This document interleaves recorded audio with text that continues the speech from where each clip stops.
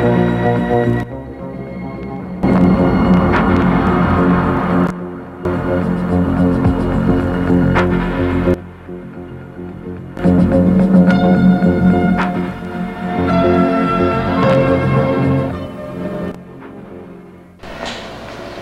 Judeia mesmo, ao redor de Jerusalém, fica fora deste processo aí. Fica fora porque o que se pode produzir na montanha é muita pouca coisa. Na montanha não se faz latifúndio. Aí os gregos já não interessam muito essa região. As broncas acontecem quando, perto do ano 170 mais ou menos, 175 a.C., um grupo de judeus, de sacerdotes, modernizantes, que querem fazer com que a Judeia entre no primeiro mundo, como certos Fernandinhos da vida, não é? O que fazem estes sacerdotes? Eles querem que Jerusalém adquira o direito de ser chamada cidade livre, de ter seu empório e de fazer entrar a Judeia dentro do moderno mercado grego. Um tal de Jasão, então é sacerdote judeu, mas já com nome grego. É como aqui no Brasil quando chama de Washington Johnson, Elton John. Eles são judeus, mas já estão dentro da cultura grega, já estão se chamando a si mesmos com nomes gregos. Jasão é nome grego, Menelau é nome grego, Prócor é nome grego. Então já tem esse grupinho da elite sacerdotal que já está namorando, digamos, esse novo modelo social. Está achando atrasado o sistema teocrático da Judeia, onde o camponês pagava o tributo. Quer muito mais. Quer que Jerusalém seja um empório livre, um mercado livre. Então o que faz? Vão lá com o rei, que neste caso era Antíoco, vão lá com o rei e dizem: olha, você quer ajudar nós a entrar nessa modernização? O rei não estava lá muito interessado. A Judeia é terra pouca, né? Olha, mas nós oferecemos 400 talentos de prata. Cada talento são 34 quilos, né? 400 talentos de prata se você me nomeia sumo sacerdote. Bom, 400 talentos de prata é dinheirinho bom, não é? Até para o imperador, que não era muito rico naquele tempo. Então, tudo bem. Antíoco nomeia Jasão sumo sacerdote. O velho sumo sacerdote legítimo da dinastia do tempo de Esdra, que vinha desde lá, de pai para filho, acha isso muito ruim. Vai lá com Antíoco para protestar. Por eu já sou sumo sacerdote, tu vai nomear outro?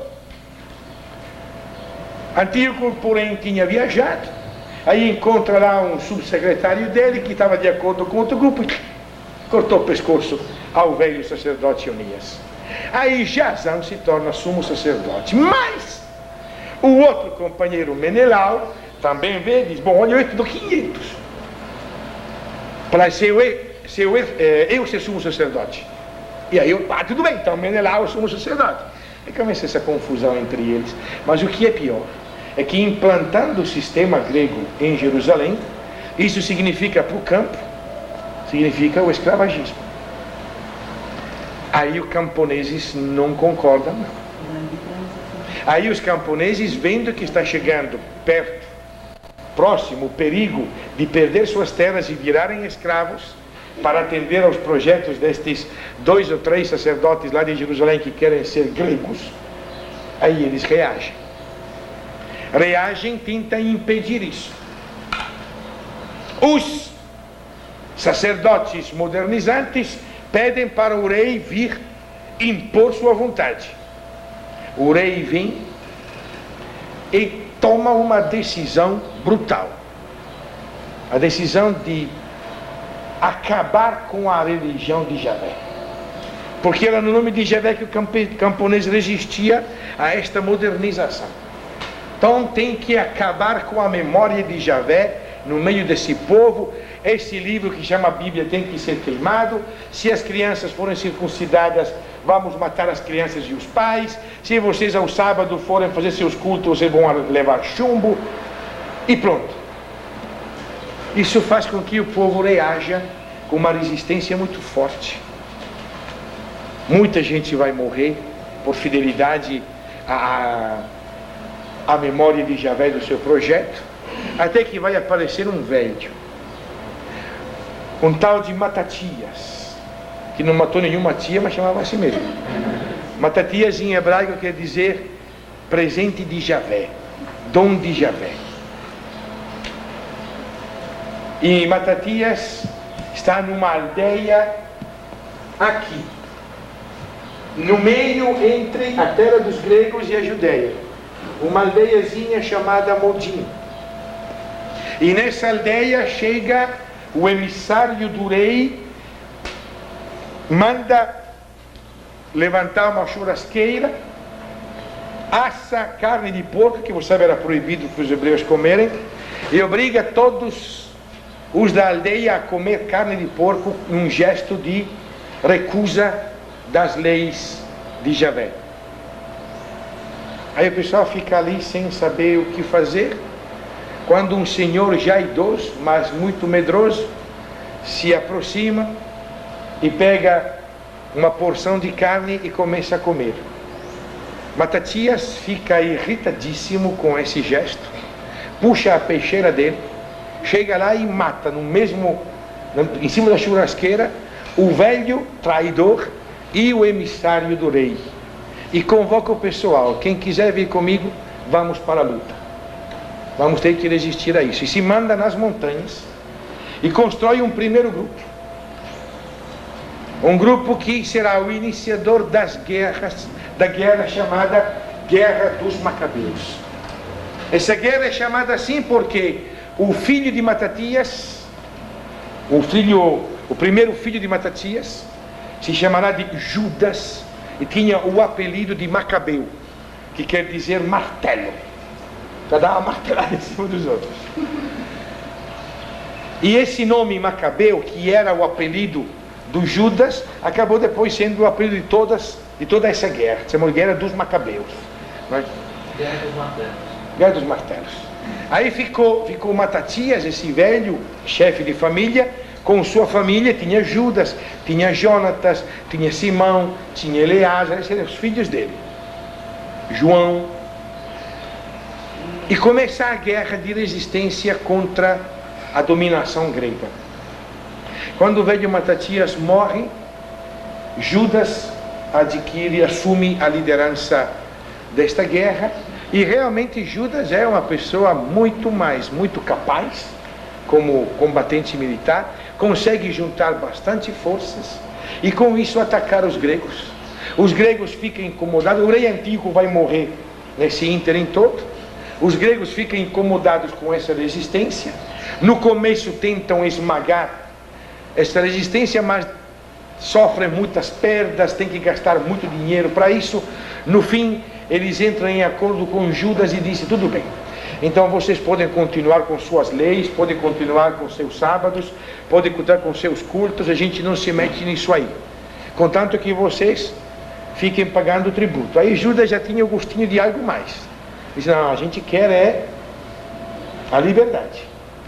Só que junto com Judas estavam várias pessoas. Estavam sacerdotes conservadores que se juntaram para combater contra os novos que tinham tomado o poder, mas que não estavam querendo mesmo ficar com Judas, estavam querendo voltar ao poder. E quando Judas consegue reconquistar Jerusalém, esse grupo sacerdotal antigo volta ao poder e abandona Judas. Aí Judas fica praticamente sozinho e por isso vai perder e vai ser morto. O irmão dele, Jonatas, faz uma coisa que, segundo a lei, não devia ter feito. Ele sabe que a questão do templo é a questão central. Então o que faz Jonatas? Chega em Jerusalém e se proclama a si mesmo sumo sacerdote. E assume o poder e controla o poder. Vai combatendo com os gregos também. No fim ele também vai ser morto. O outro irmão dele, Simão, também se nomeia sumo sacerdote e continua a luta, e com Simão a Judeia consegue a independência. Os gregos cedem, perdem a guerra, e pela primeira vez depois do exílio de Babilônia, a Judeia em 134 se torna um país independente. E aí começa a dinastia dos Asmoneus. Asmoneus porque Simão era, o apelido dele era Asmoneu, que eu nem sabia o que quer dizer. Então começou a dinastia dos Asmoneus. Os macabeus, que antes eram combatentes, agora passam a ser os governantes. O comandante Judas foi substituído pelo rei Simão. Simão não chega mesmo a se proclamar rei, mas o filho dele, João, assume esse título e vai continuar até chegar os romanos. Esta vitória da guerrilha não significou uma melhora para o povo, muito pelo contrário. Quando Simão tomou o poder, quando Simão conquista a autonomia, o primeiro decreto que faz, como Fernando, que foi da oposição e depois passou, o primeiro decreto que faz é entrar no mercado grego. Essa luta que fizeram para ficar fora da opressão do mercado não deu em nada. Na verdade, Simão, chegando ao poder, ele que combateu contra os gregos, quando chega ao poder, assina o decreto que pode entrar no mercado dos gregos. O filho dele será chamado João, que ainda é nome hebreu, mas o filho de João será Aristóbulo, que é o nome grego. Alexandre, que é nome grego. Alexandra, que é nome grego. Aristarco, esses serão os Asmoneus, são todos nomes gregos. Os antigos aliados viram agora inimigos, e os antigos inimigos viram aliados. Fernando Henrique e o PFL é a mesma coisa. 3 anos atrás o PFL era o maior inimigo de Fernando Henrique, e hoje estão lá. Essas coisas da vida não acontecem só hoje, viu? É história antiga. Isso eu estou contando essa história não porque a vocês interessa essa história, é porque a conclusão disso é importante. O movimento popular tinha conseguido manter uma certa unidade debaixo dos macabeus, se fragmenta em 1000 pedaços. Vão aparecer grupos de todo quanto é tipo. Os mais importantes serão os saduceus, os fariseus, os essênios. Mas esses são os mais importantes. Na verdade, havia muitos outros grupos. Praticamente não houve mais capacidade de rearticular as forças populares. E no meio do povo começou a correr uma outra ideologia, que vai ser importante para entender Jesus Cristo.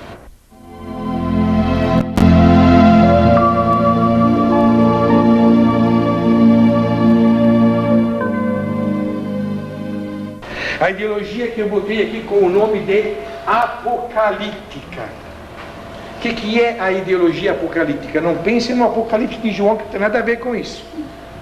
Ideologia apocalíptica é essa ideologia pelo qual o povo entra num desespero profundo, num pessimismo profundo, não está conseguindo enxergar saídas, não está conseguindo enxergar alternativas, não está vendo o que fazer para mudar, e aí começa a dizer que somente Deus vai poder fazer isso.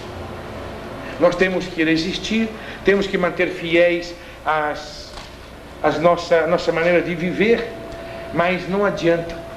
Vamos ter que rezar para que Deus mande o Salvador. E nesta época o povo começa a sentir que deve chegar o Salvador. Começa a aparecer esse movimento que se chama com o nome de messianismo. O Messias. Quem é o Messias? É o ungido. Messias quer dizer ungido. É o ungido que Deus. Os fariseus crescem muito.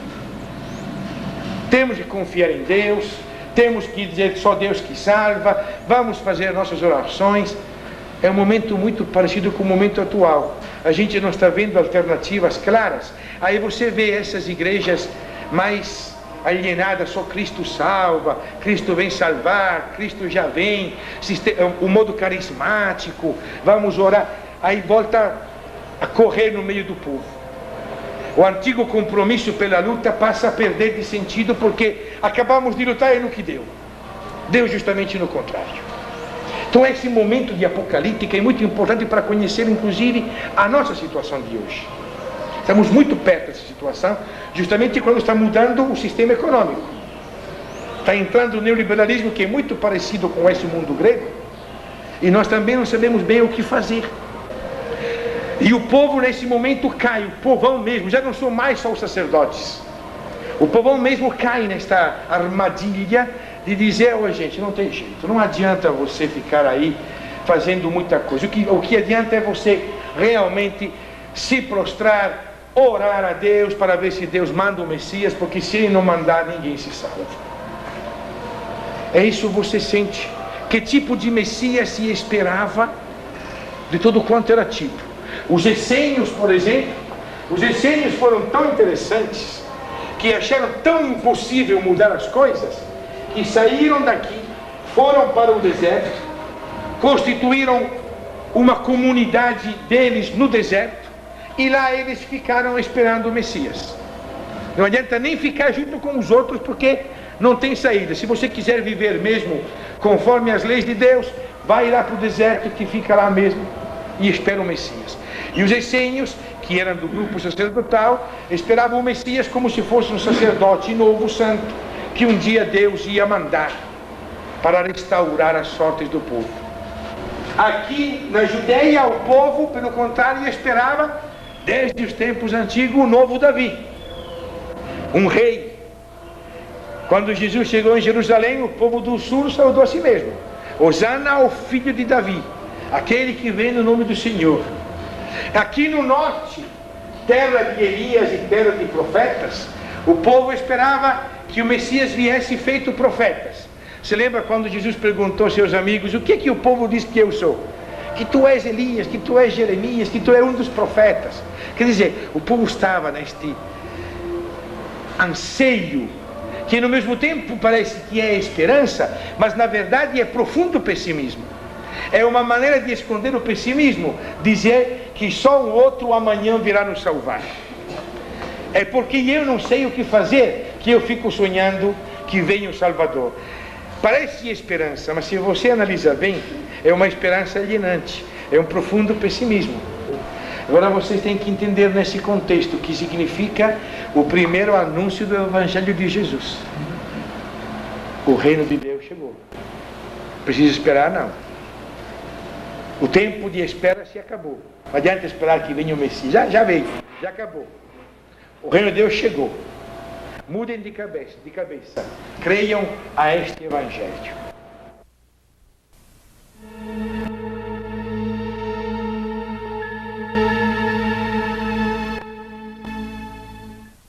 O pirata Pompeu chega lá e toma conta e faz da Judeia uma dependência do grande Império Romano. Aqui temos o mapa do grande Império Romano. Pela primeira vez, todo o mar Mediterrâneo fica controlado pelos romanos.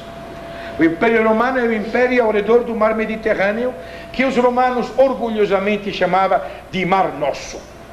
Esse é o nosso mar, o Mediterrâneo.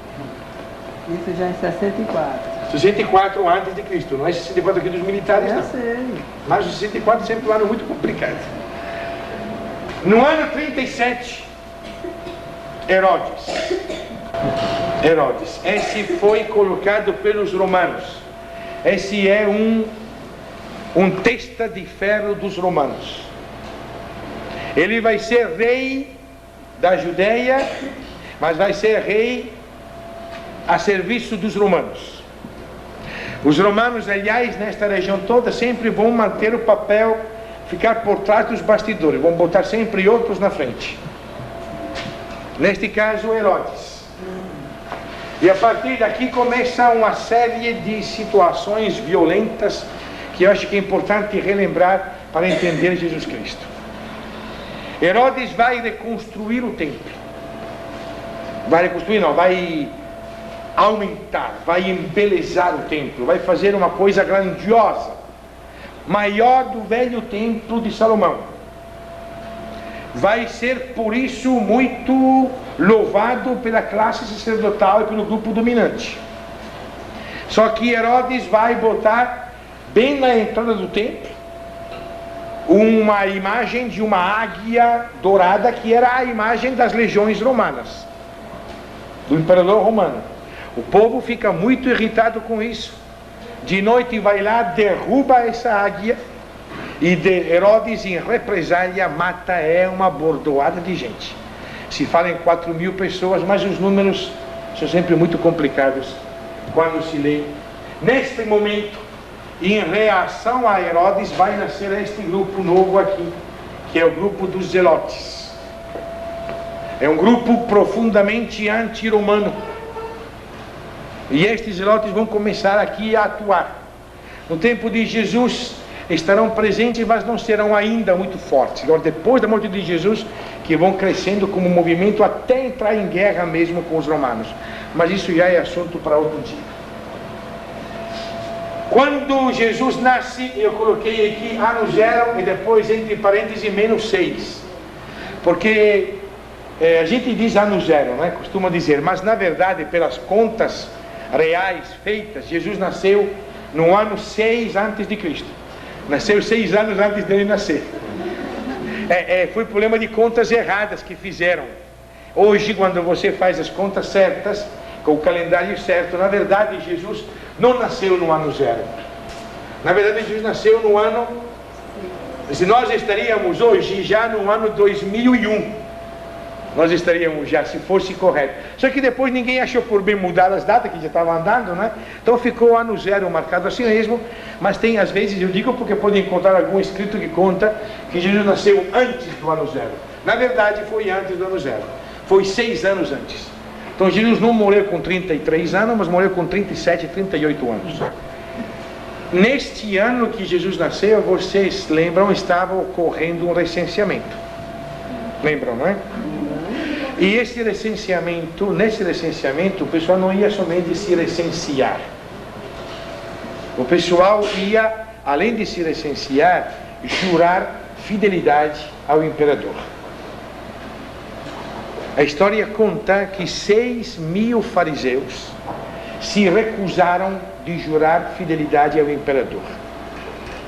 Foram sumariamente executados.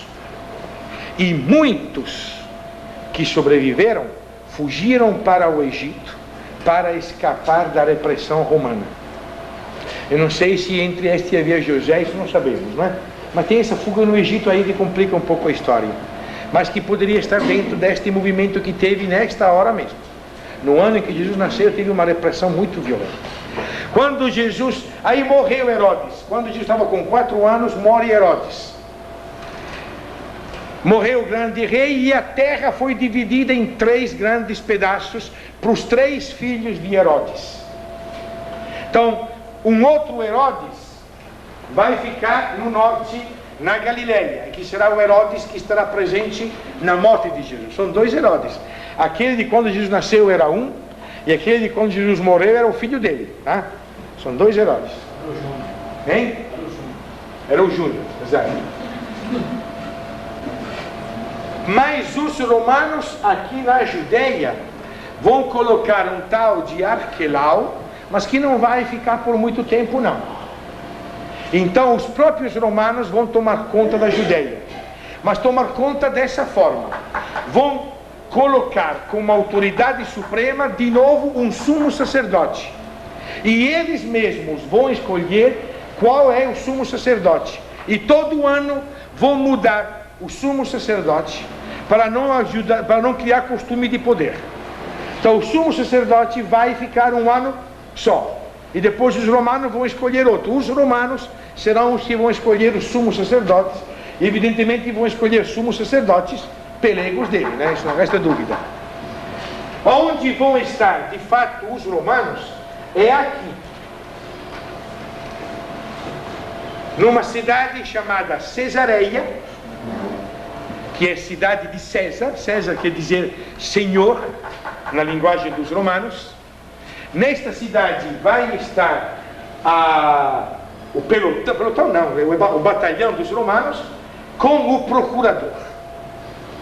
Pilatos, ele vai morar aqui. Quando Jesus estava com 26 anos, Pilatos entrou como procurador da Judéia. E vai morar aqui, Pilatos. E vai ficar aqui, Pilatos. Só vai baixar para Jerusalém nos tempos das grandes festas. Porque nos tempos das grandes festas vai... Usa a minha, vai. Usa a minha, senão daqui a pouco tu fica só. No tempo das grandes festas costuma se concentrar muita gente, não é verdade? Então aí a polícia tem que prestar atenção. Por isso que nós encontraremos Pilatos em Jerusalém quando Jesus será morto, porque era a festa da Páscoa. Aí está o comandante do batalhão com seus soldados. Mas normalmente, durante o resto do ano, eles ficam aqui na beira da praia, tomando seu banho de mar, vivendo na melhor. E dentro das maiores cidades haverá alguns quartéis comandados por centuriões. Para a gente encontra na Bíblia, né? Centurião é comandante de um quartel de 100 soldados, que são colocados ao longo das duas estradas mais importantes. Esta aqui, que vem até as Arábias, e esta aqui, que traz a mercadoria do Egito. Isso é importante. Essa estrada vai vir do Egito. E por quê? Porque atravessar direto do Egito para Roma ia enfrentar áreas de mar muito perigosos. E muitos navios afundavam. Então era mais negócio trazer por terra até aqui. Aqui embarcava e vinha atravessando, beirando, até chegar em Roma. Será o mesmo caminho que vai fazer o nosso amigo Paulo mais tarde, quando for para Roma, em cima de um cargueiro do imperador. Quando Jesus estava com 12 anos, o general Varo de Roma veio em Jerusalém porque teve um levante popular. E Roma castigava com violência, uma repressão brutal, qualquer tipo de levante popular. Roma queria era a paz mesmo, mas a paz dos cemitérios mesmo. Você se revolta, você morre. Varo crucificou os revoltosos e colocou as cruzes ao longo da estrada que de Jerusalém ia até Cesareia. São 150 quilômetros. O nome dele? E é Varo. A cada 100 metros havia uma cruz. E os cadáveres foram deixados lá, apodrecer nas cruzes, para que todos que passassem soubessem de que maneira os romanos castigavam os revoltosos.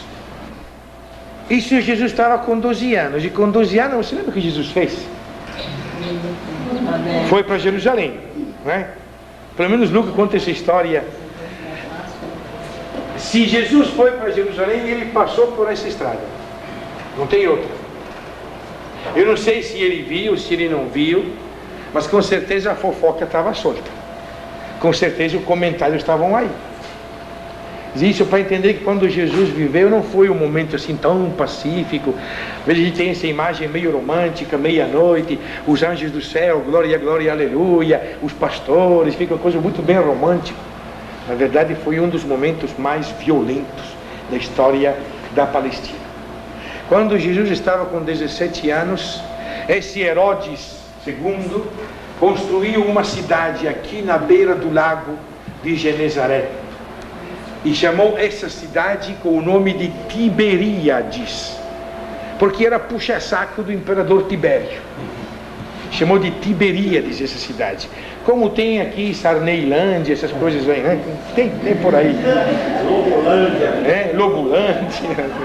Esse é costume antigo, não é de hoje não, esse costume, é antigo. Não é? Tiberíades. Interessante isso. O Evangelho conta que Jesus por 3 anos esteve andando pela beira desse lago. E nunca uma vez sequer o Evangelho lembra que Jesus pisou em Tiberíades. Nunca. Todas as vezes que foi preciso passar pela estrada e passar por Tiberíades, Jesus preferiu pegar um barco e dar a volta por fora. Por isso que está sempre de barco Jesus Cristo. Quando Jesus estava com 28 anos, 29, então é já gente feita, já bem adulto, já consciente, Pilatos mandou matar 4.000 galileus. Jesus lembra desse fato no Evangelho, quando pergunta: e os galileus que Pilatos mandou matar, será que eles eram piores do que os outros? O que vocês acham? Essa pergunta de Jesus está lá, ele sabe disso. 4.000 galileus. Se você pensa que a Galileia mais ou menos tinha entre 300 e 400 mil habitantes, é 1 por 1000, não é brincadeira. Com certeza algum conhecido de Jesus ou da sua família é bem possível que estivesse no meio disso. Isso para nós termos um pouco a ideia do que era esse mundo. Roma foi realmente de uma brutalidade única. Pior do que foram os babilônios, pior do que os assírios, pior do que os persas, pior do que os gregos. Roma foi de uma brutalidade. Se a gente for somar os números que nós temos pelas histórias que um hebreu chamado Joséfo Flávio escreveu, nessa época dos 30 e poucos anos da vida de Jesus, se aqueles números forem verdadeiros, teremos mais de 65.000 mortos pela repressão romana. É muita gente. Agora a gente dos números sempre desconfia um pouquinho, mas com certeza não foi 2 ou 3, não. Com certeza. E por que Roma exercitou esta brutalidade? Porque o que é que interessava a Roma? A Roma interessava a tranquilidade total nessas estradas. Porque por essas estradas passavam as caravanas das mercadorias dos mercados livres.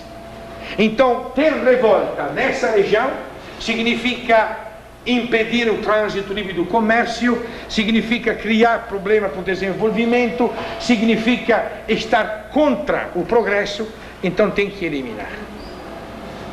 Esse é o motivo básico das violentas repressões romanas nesta região aqui da Judéia. Porque não era a produção, a Judéia produzia pouquíssima coisa, um pouco de figos, um pouco de azeitona, um pouco de ovelha, não era isso que interessava a Roma, da Judéia, aqui no sul. Interessava a Roma é que por aí passavam as 2 estradas principais comerciais, esse era o corredor comercial, e sempre foi o azar da terra de Israel. A Belém, Brasília, essas coisas aí. Aqui na Galileia já é diferente. Aqui no norte, na Galileia, onde estão essas grandes cidades gregas, terra fértil, terra muito produtiva, aí os romanos já têm outro objetivo. Não é só a segurança do comércio, mas é a própria produção para exportar. Aqui é terra de latifúndio. Aqui é terra de dominação. Não é só área de segurança nacional. Aqui é terra de produção.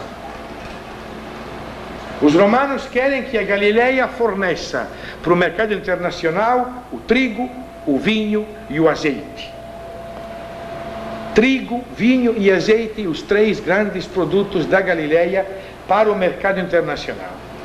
Petrônio, no seu livro que escreve dos costumes de Roma, um pouco mais tarde, no ano 40, vai dizer que um dos sinais de luxo mais requintados era tomar o vinho de Israel em Roma. Era o vinho dos melhores. Então aqui o que interessa é a produção. Então aqui é o latifúndio. Então aqui é o escravagismo. Então aqui é a peia mesmo. Aqui é a violência corriqueira. Não é a violência da repressão que é ocasional. Aqui é a violência corriqueira. Todo dia o cara vai ter que trabalhar como escravo. Um sistema muito interessante. Latifúndio funcionava mais ou menos assim.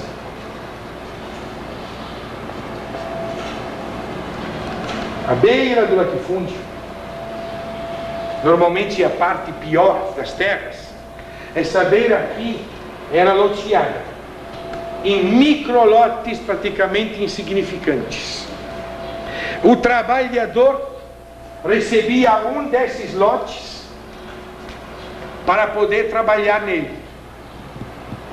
Cada um desses lotes era dividido do outro através de cercas feitas de espinhos, de espinheiros, que faziam como cerca. E o trabalhador, para ter direito de trabalhar nesse lote, devia trabalhar 3 dias na semana de graça no latifúndio romano. Era uma mistura de latifúndio e de feudalismo. Fica aqui trabalhando, trabalha 3 dias de graça, então o patrão não tem nem que se preocupar em te alimentar, 3 dias de graça, e tu vai ter o teu lotezinho aqui na beira, do qual tu vai tirar teu sustento. Vocês lembram a parábola do bom semeador? Do semeador, lembram? Vocês são agricultores, né? Vários de vocês. Quando um agricultor lê aquela parábola, o que pensa? Esse semeador aqui realmente é incompetente, né? O cara joga a semente na estrada, nos espinhos, nas pedras, isso é louco, mas será que entende de semeadura? Ninguém de nós vai fazer isso. Quando leio essa parábola, eu sou neto de agricultor. Diz, mas que semeador mais incompetente, que vai jogando semente nos espinhos, nas pedras, na estrada, e depois se queixa que não cresce, é? Agora pense o que significa essa história. Como é que essa história, contada a camponeses, não provocou maravilha? Porque essas terras aqui eram tão pequenas, tão insignificantes, tão ruins, que era pedra, era espinho, era estrada, era isso mesmo. É um lote tão insignificante que tu é obrigado necessariamente até ver se cresce por aí. Essa parábola é muito interessante para ajudar a entender como é que era a terra desse pessoal. A terra boa era do latifúndio. Aí o patrão vai ficar rico. Aí ele vai chamar os trabalhadores para trabalhar na vinha deles. E em cima desse lotezinho aqui, o que era pior é que o pobre do camponês, da sua produção, devia pagar até o tributo. E era 25% no tempo dos romanos. 25%. Acrescenta lá o dízimo. 10% para o templo. Então é mais um pouquinho. E acrescenta um outro tributo, que é chamado de público. Lembra os publicanos? O que era o público? O público era a taxa que você devia pagar para ter direito a vender aquele pouco que ainda você tinha para vender. Então o José, que sai da rocinha dele e vai para a aldeia de Séforis para poder vender o pouco de trigo que ele conseguiu salvar disso tudo, vai chegar lá no mercado. Antes de entrar no mercado, tem um cara sentado lá que chama Levi, né? Caso de Mateus. Diz: você está vendendo o que aqui? Não, estou querendo vender essas 2 sacas de trigo. Tá, então me deixa aqui os 5%, me deixa aqui os 10%. Isso aí não tinha tarifa fixa, cada gênero tinha a sua própria tarifa. Esse público era pago para você poder vender. Se depois você vendesse, tudo bem.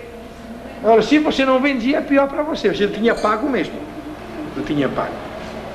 Então a situação do camponês é uma situação terrível, provocando 2 tipos de situações. Uma provocou a expulsão dos velhos proprietários dessa terra, foram expulsos pelo latifúndio. Eles não foram recontratados como mão de obra, não, porque o antigo proprietário pode se revoltar com isso. Então tu vai ter um monte de desempregados. E a prova do desemprego, sabe onde está? No Antigo Testamento vocês viram alguém comendo peixe por acaso? Lembram de alguém comendo peixe no Antigo Testamento? Tobias, que pescou um peixe aí, assou, comeu, mas ele já estava no exterior, não estava lá em Nínive. Tobias. Se diz no livro de Neemias que alguns da Fenícia vinham às vezes a vender peixe em Jerusalém. Mas se tu lê o Antigo Testamento, tu vê que peixe não faz parte da alimentação do hebreu. Agora você abre o Novo Testamento, pescador, pescador, pescador, é peixe, é rede. Essa gente que até ontem era agricultor, que perdeu sua terra e para sobreviver se sujeita a um trabalho que eles nunca fizeram, para comer o que o mar dá, porque do campo eles não comem mais, porque está sendo tudo levado para Roma. Se sujeitam a criar porcos. Nunca o hebreu criou porco. Improvisamente tem lá criando 2.000 porcos. Lembra a história? O filho pródigo acabou criando porcos. Dizer, criar porco significa o quê? Significa desemprego. Significa que não tem o que viver. E para viver você se sujeita a tudo. Por quê? Porque os romanos gostavam de comer o churrasco de porco. Então para abastecer os quartéis romanos se fazia até isso. Mas quem é que vai criar porco? Aquele que já não pode mais ser agricultor. Aquele que para sobreviver vai ter que se adaptar a tudo. E não é por nada que Jesus chama os pescadores como primeiro grupo consigo. São os excluídos mesmo. São os que estão sobrevivendo às margens porque não tem nem participando do mercado do trigo, do azeite e do vinho. Estão pescando alguma coisa. E é bonito a ressurreição de Jesus no mar da Galileia, quando dizem, gente, venham aqui, é o Senhor, não é o Senhor. Aí Pedro se joga na água, olha aquela história bonita, se joga na água, chega lá, e Jesus já estava lá assando o peixinho dele, acostumado com os outros a comer o mesmo peixe, junto com os pobres mais pobres. Esta é a situação do tempo de Cristo. E a outra conclusão é a doença, que quando você não come, você sabe o que significa. E você lê o Evangelho, parece que Jesus vive tropeçando em doentes. Não consegue dar um passo, Jesus Cristo, sem esbarrar em alguém que estava precisando. Lembra? Quantos doentes. E quando tem tantos doentes assim, quando tem tantos leprosos, tantos cegos, tantos aleijados, o que quer dizer, gente? Quer dizer que o povo não tinha que comer suficiente. Esta é a verdade mais verdadeira. Porque é só a fome que produz tamanha quantidade de enfermidades. Então tudo isso mesclado com a lei do templo, pelo qual o pobre, o pecador, o doente era impuro, era injusto, era um pecador. Quer dizer, a armadilha em cima do povo era uma capa de chumbo terrível. No fundo, acabaram roubando ao próprio povo a experiência do Deus misericordioso. Eles eram pobres, lascados, oprimidos e ainda por cima se sentindo impuros, pecadores, responsáveis por causa disso, porque os fariseus gritavam: raça adúltera e perversa, até quando vocês vão esperar para fazer a justiça? Esta é a situação. Quer dizer, nem Deus está mais com esse povo. E quando Jesus diz: Pai nosso que estás nos céus, o fôlego que se tira, quando com essa turminha de gente eu ensino vocês a rezar assim: vem cá, Pai nosso que estás no céu, seja feita a vossa vontade, venha a nós o vosso reino. Linda essa oração, linda.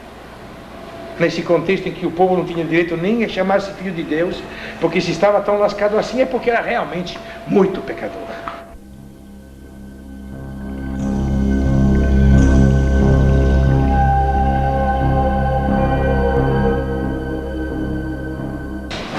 Alguns pontos básicos para entender como chegaram a se constituir como igreja. Eu começaria falando do grupo de Jesus. Não começaria falando de igreja. Apesar de no catecismo nos ensinar que Jesus Cristo fundou a igreja, a gente vai ter que ser mais objetivos na visão histórica. Essa afirmação vai ser feita mais tarde por Mateus, lá pelo ano 70, quando, e veremos o porquê amanhã, ele vai afirmar que Jesus fundou a igreja. Mas na verdade, quando as coisas começaram, o grupo de Jesus não pensou de ser um grupo diferente dos outros. O grupo de Jesus era um grupo de judeus, como os demais judeus. Frequentavam o templo, participavam da sinagoga. O último grupo lembra como Paulo frequentava as sinagogas dos judeus. Não é que esse grupo disse, bom, agora terminou o Antigo Testamento, começa o Novo, nós somos a igreja, o Antigo era Israel. Não é bem assim, a coisa foi crescendo devagar. O grupo foi tomando identidade devagar e, de uma certa forma, distanciando-se e separando-se do mundo judaico. Mas isso não foi no vapt-vupt, morreu Jesus, subiu ao céu, terminou o Antigo Testamento e começou o Novo. Não é assim não, viu? Não é assim não. Esse grupo continuou lendo o Antigo Testamento por longo tempo. Ainda hoje continuamos lendo, graças a Deus. Por muitos e muitos anos esse grupo não tinha o Novo Testamento. O único livro que o grupo de Jesus usava era o Antigo. Uma diferença só entre esse grupo de Jesus e os outros judeus. Uma diferença só. Aquele que foi condenado à morte pelo templo como blasfemador e pelo Império Romano como subversivo, esse homem Jesus de Nazaré, para este grupo, é o Senhor. Essa é a única novidade que distingue o grupo de Jesus dos demais judeus. No resto, a lei em geral era aquela judaica, os costumes eram aqueles judaicos, viviam como vivia o mundo judaico, acreditavam no mesmo Javé, liam os mesmos livros sagrados, com essa diferença. O blasfemador e o subversivo era o Senhor. Eu vou usar esta palavra porque esta palavra vai ser um pouco a palavra-chave para entender o primeiro grupo de Jesus. Quem era o Senhor? Aí você entende porque Jesus foi chamado de blasfemador e foi chamado de subversivo. Senhor, para o mundo judaico, era o próprio Javé. Vocês lembram que eu contei para vocês que em certo momento o sacerdócio proibiu de usar o nome de Javé. E o povo foi obrigado, digamos, todas as vezes que lia a própria Bíblia e encontrava lá escrito o nome Javé, lia Edoná. Lembra que eu contei essa história de onde saía a confusão do Jeová, né? O Senhor. A palavra Senhor no mundo judaico era a palavra com a qual era chamado Javé. No mundo grego-romano, a palavra Senhor era a palavra com que era chamado o imperador. Kyrios em grego, César em latim, quer dizer Senhor. Senhor era reconhecer que o outro era o dono da nossa vida. Na sociedade teocrática de Jerusalém, Senhor era Javé. No Império Romano, Senhor era o imperador. Senhor era Augusto, Senhor foi Tibério, Senhor foi Calígula, Nero, os imperadores romanos. Improvisamente aparece um homem chamado Jesus de Nazaré, que questiona seja o poder judaico e vai ser condenado à morte como blasfemador porque se diz filho de Deus, seja o poder romano e foi condenado à morte porque sublevava as multidões. Subversivo e blasfemador. Mas Pedro, o primeiro fruto do Espírito Santo, é fazer com que Pedro e o grupo de Jesus saia às ruas e diga: Jesus de Nazaré, aquele que vocês mataram, é o Senhor. De hoje em diante, a nossa vida vai ser pautada pela memória e pelo projeto de Jesus. E será este o suco do discurso. No resto, eles serão judeus como os outros judeus. Só que na memória deles não estará mais somente o êxodo. Este grupo vai ser um grupo que vai fazer memória do êxodo, mas vai fazer esta memória do êxodo filtrada, revivida pela memória do subversivo e do blasfemador, que para eles é o Senhor. Aquele que vocês mataram, Deus o ressuscitou. Deus está do lado daquele que vocês mataram. Esta é a afirmação de fé deste grupo. Deus com seu poder de vida, Deus com seu poder de ressurreição, Deus com seu poder de garantir a vitória, está do lado daquele que vocês chamaram blasfemador, daquele que vocês chamaram subversivos e mataram. Nós somos testemunhas disso. Pronto, esta é a identidade deste grupo. Não é nada mais do que isso. Ainda não se chama de igreja, ainda ninguém pensou em chamar de cristão, ainda não se chama de católico, tem nada a ver com isso. São judeus. Judeus como os demais judeus, com essa diferença: nós somos testemunhas de que aquele que vocês mataram, Deus ressuscitou. Deus está do lado do blasfemador, Deus está do lado do subversivo. Nós vamos continuar testemunhando isso. Somos testemunhas. Então aqui a Jadeia do imperador, não? Esqueci de botar outra pedra de desenho.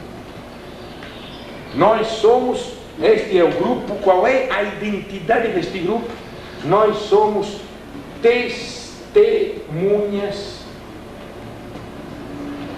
disso. O grupo 6 lembra o discurso de Pedro diante do Sinédrio. Nós somos testemunhas disso. A fé em Jesus e o projeto dos pães identificam esse grupo.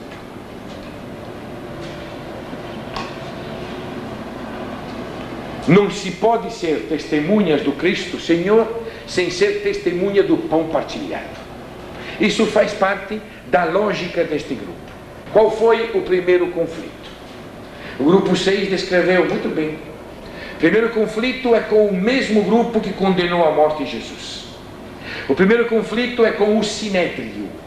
O que é o Sinédrio? O Sinédrio era a autoridade política suprema. Era um conselho de 70 pessoas, 2/3 eram sacerdotes, saduceus, são sacerdotes, 1/3 era fariseu, e para que o voto fosse garantido, tinha o sumo sacerdote, que em caso de empate, 35 e 35, dava o seu voto. Então era 70 mais o sumo sacerdote, chamado de Sinédrio, com sacerdotes, escribas e anciãos do povo. É o mesmo grupo que condenou Jesus à morte. Os sacerdotes, os escribas e os anciãos do povo. Não tem nada a ver com os velhinhos, não é? São os chefes das comunidades, da cidade. Este mesmo grupo chama Pedro e João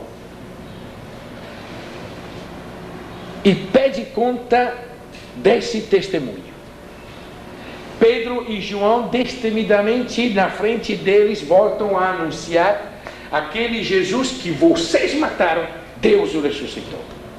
A ordem do Sinédrio, que era a autoridade suprema para todos os judeus, a ordem do Sinédrio é: vocês não vão mais falar neste nome. Nesse nome significa Senhor. Vocês não vão mais falar neste nome.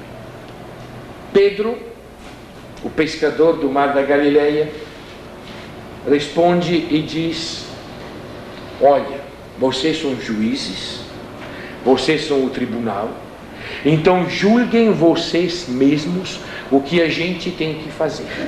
É melhor obedecer a Deus ou obedecer a vocês? Eles continuarão sendo judeus, mas eles não darão a mínima importância à decisão do Sinédrio. São judeus, mas não reconhecem o Sinédrio como portador da vontade de Deus. Esse será o primeiro conflito que vai aparecer muito claro e que vai distanciar o grupo de Jesus do resto dos judeus. Eles continuarão lendo a Bíblia, eles continuarão participando dos cultos judaicos, continuarão indo na sinagoga, mas para eles a palavra do Sinédrio não é importante. Não são mais obedientes. Eles vão ter que obedecer a Deus e não ao Sinédrio. Não são mortos naquele momento por dois motivos muito simples. O primeiro motivo é que os judeus não podiam condenar à morte ninguém diretamente. Quem devia assinar a condenação de morte era o romano. E não sendo tempo de Páscoa, o romano não estava em Jerusalém para criar problema. Por isso que os judeus levaram Jesus a Pilatos, para que Pilatos assinasse. Eles tinham feito a condenação, mas sem a assinatura de Pilatos não podiam matar Jesus. Pilatos não queria, lembra a história? Eles forçaram até que Pilatos assinou. Neste caso, eles não podiam condenar à morte os dois, porque não havia autoridade romana para assinar aí. E o segundo motivo, porque o velho Gamaliel, professor de Paulo, esperto em Bíblia, e com um certo sentido histórico muito bom, o velho Gamaliel, que estava no Sinédrio, levantou e disse: gente, ele já apareceu muito subversivo por aí na história e acabou não dando em nada. Será que é o caso de nós brigar com essa turminha aqui? Se o que Pedro e João dizem não é de Deus, isso vai morrer automaticamente. Se for de Deus, não adianta nós querer matar eles, que vai continuar. Então vamos deixar por isso mesmo. E esse conselho foi acatado. Simplesmente a Pedro e a João umas quantas chicotadas nas costas e depois despediram os dois com a ordem de nunca mais proferir esse nome. O segundo conflito foi um conflito interno. O segundo conflito mais forte foi o conflito com o sistema sinagogal. Como funcionava a sinagoga? Eu já expliquei um pouco para vocês ontem. Volto a retomar isso porque falta acrescentar um particular importante. Eu disse que na sinagoga o centro era o livro, depois havia uma primeira fila que eram os homens hebreus, depois havia uma segunda fila que eram as mulheres, depois eu falei dos impuros, mas na verdade havia uma terceira fila antes disso, que eram os chamados, escutem o nome, prosélitos. Quem são os prosélitos que nós encontramos no livro dos Atos várias vezes? Prosélito é alguém que não nasceu judeu, nasceu do Império Grego-Romano e mais tarde converteu-se ao judaísmo. Deu para entender? Este é o prosélito. Ele nasceu fora do mundo judaico, mas pela pregação dos judeus, pelo trabalho de conscientização, ele tornou-se judeu. E hoje ele participa a todos os efeitos da reunião dos judeus. Mas, por ter nascido não judeu, ele carrega consigo um certo grau de impureza. Por isso, na legislação judaica, o prosélito não pode ter nenhum tipo de função dentro da comunidade. Quer dizer, na sinagoga, o prosélito é somente um membro, mas não pode ter nenhum tipo de função interna. Esta questão, esta mentalidade antiga ainda está presente no grupo de Jesus e vai dar problema na hora do pão, vai dar problema questionando a prática da partilha, porque as mulheres, as viúvas dos judeus eram muito melhor tratadas na hora de repartir a comida do que as viúvas dos prosélitos, dos gregos assim chamados. E na comunidade isso cria problema. O que está em discussão não é mais o sinédrio, o que está em discussão é o projeto do pão. Não está havendo igualdade entre os dois. Já provou Ananias e Safira que havia gente na comunidade que não estava a fim de levar a sério a questão dos pães. No caso de Ananias e Safira, os dois foram expulsos da comunidade. Essa morte é muito simbólica. Quer dizer, se você não aceita o pão, cai fora. Cai fora. Mas na verdade isso continua sendo uma prática. Não está havendo igualdade. A questão é levada aos apóstolos, e os apóstolos têm que tomar uma decisão frente a esse problema. Pedro toma uma decisão inédita no mundo judaico e vai pagar por isso muito. Pobre do Pedro. Pedro, coerente com a memória de Jesus, vai dizer: muito bem, nós os judeus vamos ficar com a palavra e com a oração, que é a coisa mais importante da sinagoga. A distribuição da comida, a distribuição da merenda, isso vamos dar aos gregos. E ele escolhe 7 pessoas, todas elas gregas. Estevão, Filipe, Prócoro, Nicanor, Pármenas, são todos gregos. A estes gregos Pedro faz o que o mundo judaico proibia fazer com os prosélitos: impõe as mãos e entrega uma tarefa oficial na comunidade. Isso provoca o celeuma lá fora. O mundo judaico reage violentamente a esta decisão, sobretudo quando estes mesmos gregos, no lugar de contentar-se com distribuir a sopa, começam, como no caso de Estevão, como no caso de Filipe, também a anunciar a palavra. Eles não se subordinam à ideia que somente os judeus possam ficar com a palavra e a oração. Eu também. E Estevão começa a sair pregando: a isso não. Que um prosélito venha nos ensinar a verdade, está querendo ensinar o panosco vigário, por acaso? Que um prosélito fale aos judeus? Estamos loucos. Prosélito acabou de entrar nesse mundo judaico, que fique quietinho, fique caladinho lá no fundo, se contente com distribuir a sopa, que já é muita honra, e agora ele quer vir falando com a palavra. Pedro vai pagar por causa disso. Vai pagar. Pedro, a partir da questão de Estevão, vai deixar de ser o chefe deste grupo. Esse negócio de Pedro como primeiro papa é muito complicado, viu? Pedro foi o responsável do grupo, a referência de autoridade até a questão de Estevão.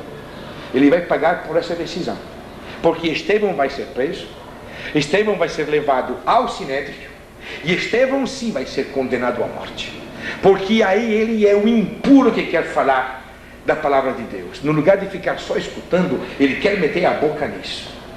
E Estevão prova muito bem que sabe e tem direito de falar desta palavra, porque conhece essa palavra de cor e salteado. Na frente do sinédrio, Estevão conta toda a história. É lindo. Leiam o capítulo 7 dos Atos. Aí tu vai ver o que é que os cristãos guardaram de todo o Antigo Testamento, passando pela boca de alguém que devia ficar calado porque nasceu impuro, e que não quis ficar calado porque não acreditou nesse negócio de pureza e de impureza. Estevão vai ser condenado à morte por 2 motivos.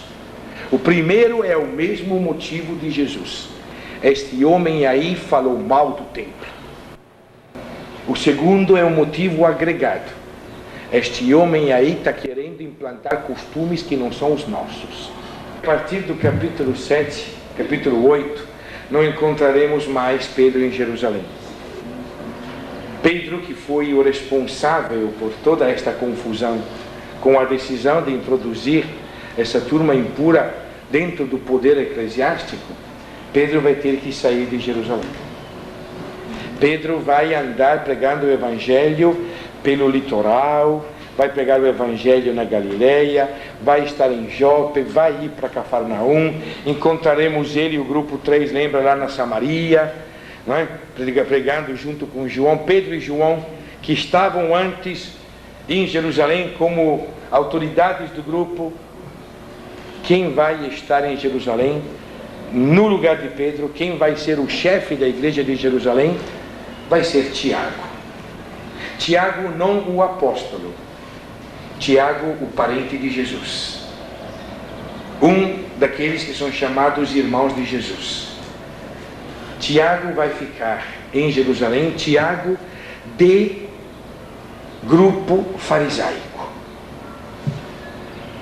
A gente não acompanha muito bem, não costuma escutar essa briguinha interna, mas se você repara no primeiro capítulo dos Atos, se fala que o grupo dos cristãos, na verdade, eram 3 grupinhos. Eram os 12, os irmãos de Jesus e as mulheres. Esses 3 grupinhos no capítulo 1 estão juntos. Estão unânimes na oração. Vejam comigo, o que eu vou dizer agora é muito importante. Vejam comigo.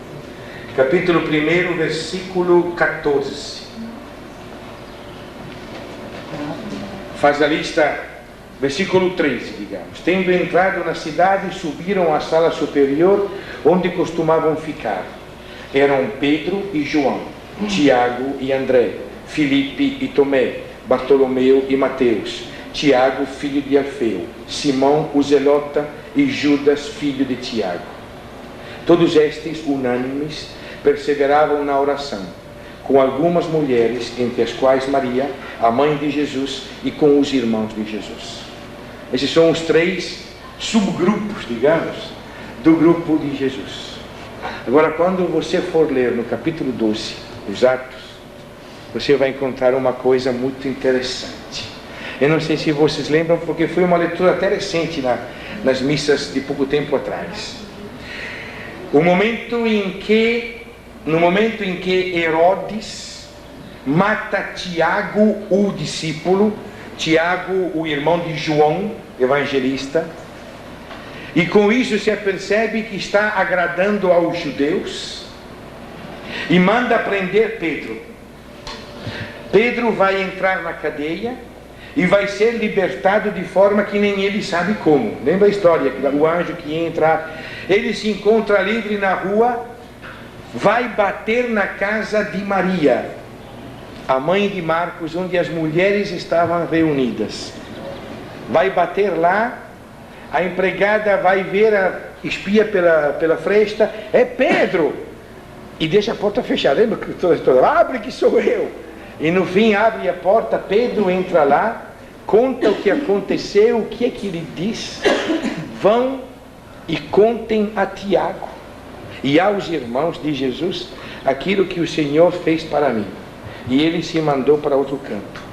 Mas por que Pedro não foi contar? Por que Tiago não estava mais junto, primeiro? Segundo, por que Pedro não foi contar para Tiago?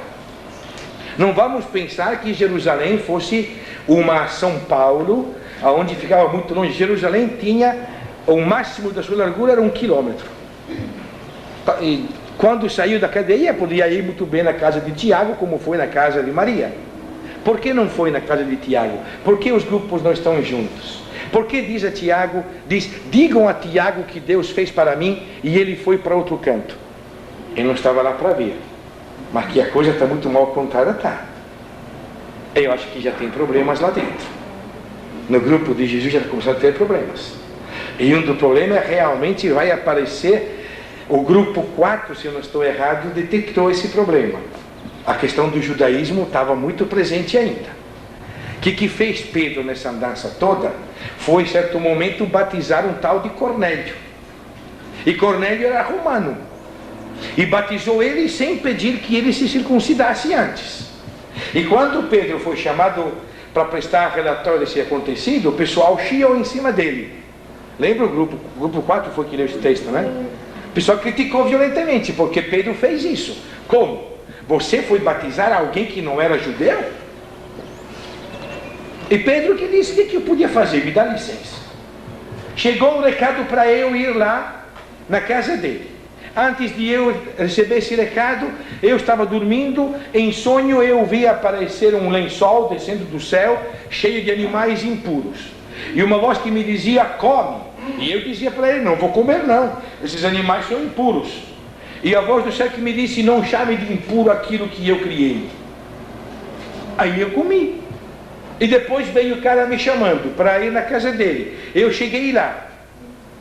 Entrei na casa dele, comecei a falar de Jesus Cristo. O Espírito Santo baixou antes de eu terminar de falar. Quem sou eu para ir contra o Espírito Santo?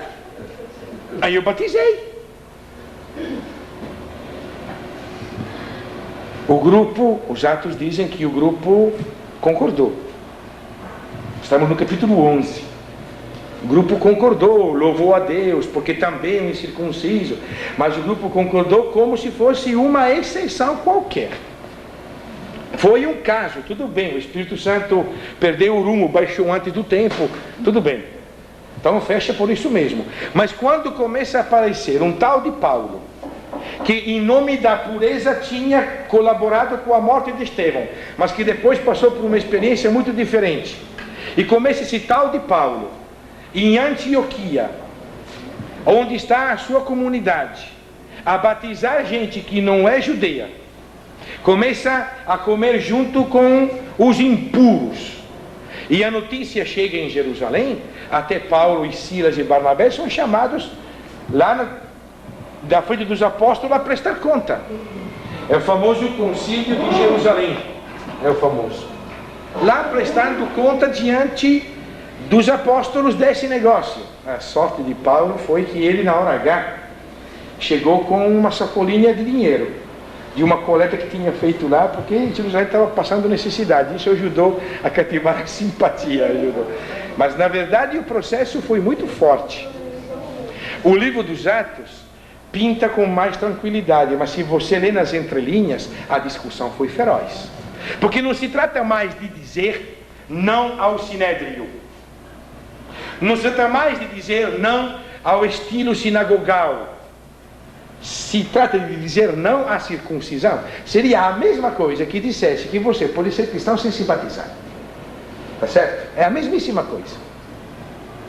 Quando a gente fala de culturas, a gente vê a ousadia de Paulo, que não quis impor a cultura judaica, simplesmente pegou o grego, batiza e pronto, sem circuncidar.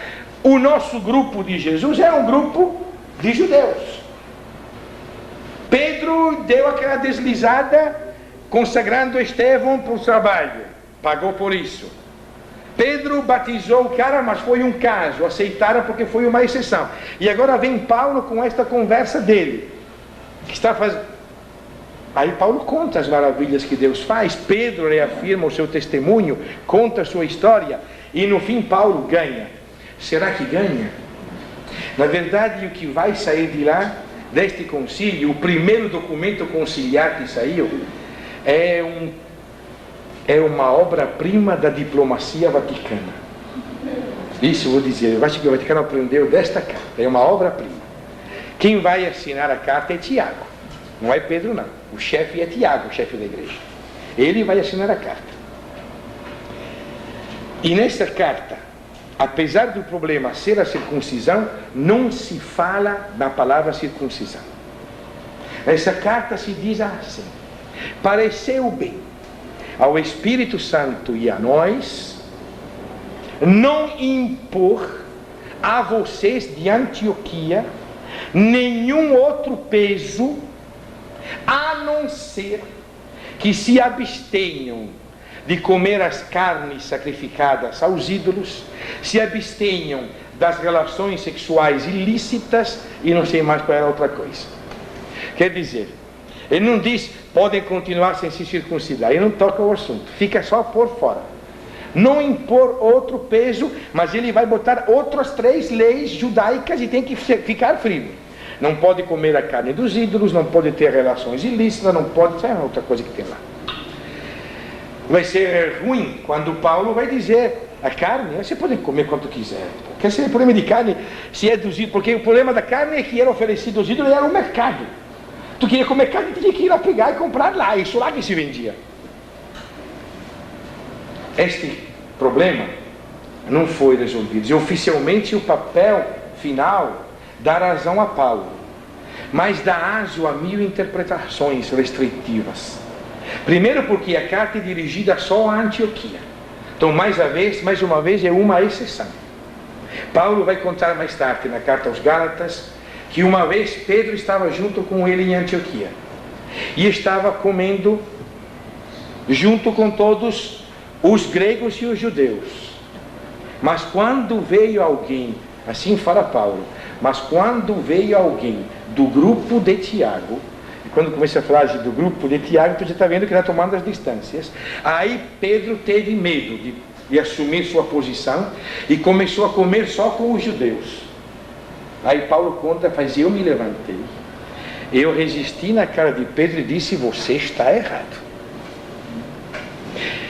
A gente sente que a questão não está bem resolvida. Na verdade, foi difícil passar por cima da circuncisão. Foi extremamente difícil. Na verdade, o que vai aparecer violento vai ser o fato, e vocês do grupo 6 repararão isso, vai ser o fato de Paulo chegar no lugar, pregar o Evangelho de Jesus, ganhar a simpatia do pessoal e chegar logo atrás, os outros dizendo, isso aí não presta, Paulo é um vagabundo, o que ele diz não é o Evangelho, os chamados judaizantes. Paulo vai ficar uma fera com esses judaizantes. Paulo não era nada tranquilo, era uma pessoa muito quente. Quando escuta esses negócios, Paulo explode. Você lê as cartas dele sobre essa questão. Na carta aos Filipenses tem uma coisa muito interessante. Ele diz, olha gente, se vier mais alguém atrás, Filipenses ou Gálatas, não estou bem lembrado, se vier mais alguém atrás de vocês, dizendo que é preciso se circuncidar, por favor, corta tudo do cara. A Bíblia diz aí, as nossas traduções diz mutilai-o, mas o grego é capa o cara. Quer circuncidar, então corta tudo de uma vez e fique quieto. Muito. Paulo vai ter que defender com violência esta decisão que ele tomou. Essa foi uma decisão de enculturar-se diretamente no mundo grego e mandou para o beleléu a cultura judaica. Paulo, que era judeu até o âmago. Quando você lê a carta aos Filipenses, no capítulo 3, você sente Paulo gritar isso. Eu sou judeu, filho de judeus, da raça da tribo de Benjamim. Quanto à lei, eu sou fariseu.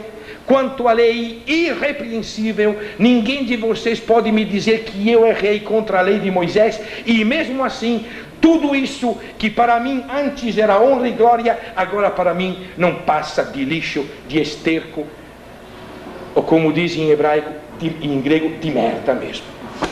Pois põe esterco aí porque traduz melhor, mas é copron em grego, é merda. Diante de Jesus. Paulo vai ter que dizer que foi o próprio Jesus Cristo que revelou para ele este Evangelho. Quando vão taxar ele que ele não é apóstolo, que ele não pertence aos apóstolos, Paulo vai gritar com força, eu sou apóstolo, sim Senhor, escolhido diretamente por Jesus Cristo e por ele ensinado, tintim por tintim. E se por acaso vier um anjo de Deus dizer o contrário daquilo que eu digo, excomunguem o cara. Terrível, Paulo. A gente pode até pensar, mas será que é tão orgulhoso assim? O problema é que Paulo está defendendo o futuro do projeto cristão. O projeto cristão não pode ser confundido com a cultura de um povo. Vai ter que ser aberto a todos. Paulo acredita profundamente no seu coração que o projeto de Deus é que toda língua, toda pessoa, no mundo inteiro, no céu, na terra e nos infernos, se for possível, que toda língua proclame, para a glória de Deus Pai, que Jesus Cristo é o Senhor. Este é o projeto de Paulo. Para Paulo não há mais nem grego, nem judeu, nem bárbaro, nem cita, nem homem, nem mulher, nem patrão, nem escravo, somos todos a mesma coisa, uma só coisa em Jesus Cristo. Paulo tem isso no coração. Paulo tem sabe que a proposta de Jesus é uma proposta que ou alcança o último confim do império ou vai morrer de suicídio lá na Judeia.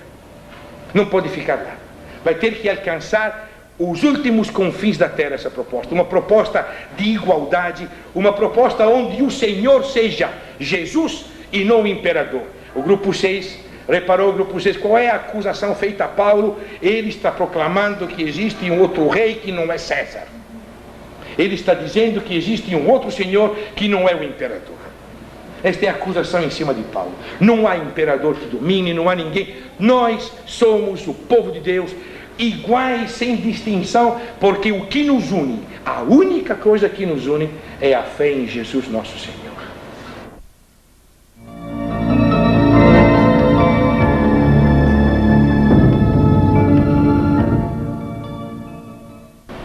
Mas quando Paulo diz que circuncisão não é importante, ele não encontra uma frase sequer no Antigo Testamento que garanta isso. Não tem como procurar nas Escrituras, até todos os dias, para sustentar essa decisão dele. Então é preciso que com ousadia se escreva algo de novo.